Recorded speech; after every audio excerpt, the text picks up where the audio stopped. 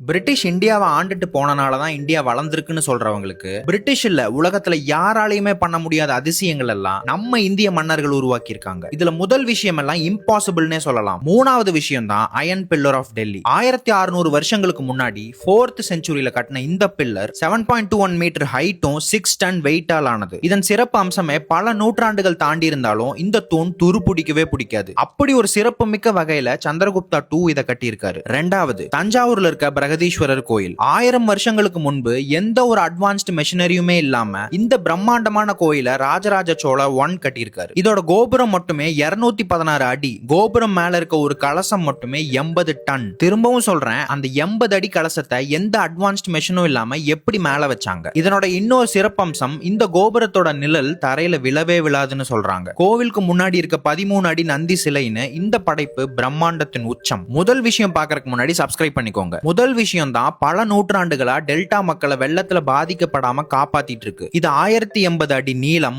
66 அடி அகலம், 18 அடி உயரம்னு பாம்பு மாதிரி வளைஞ்சு போகும். இது வெறும் கல் மற்றும் களிமண்ணை வச்சு மணல்ல பேஸ்மெண்ட் போட்டு கட்டியிருக்காங்க. இந்த 2000 வருஷ அதிசயத்தை கட்டினது நம்ம கரிகால சோழன். அதுதான் கல்லணை டேம்.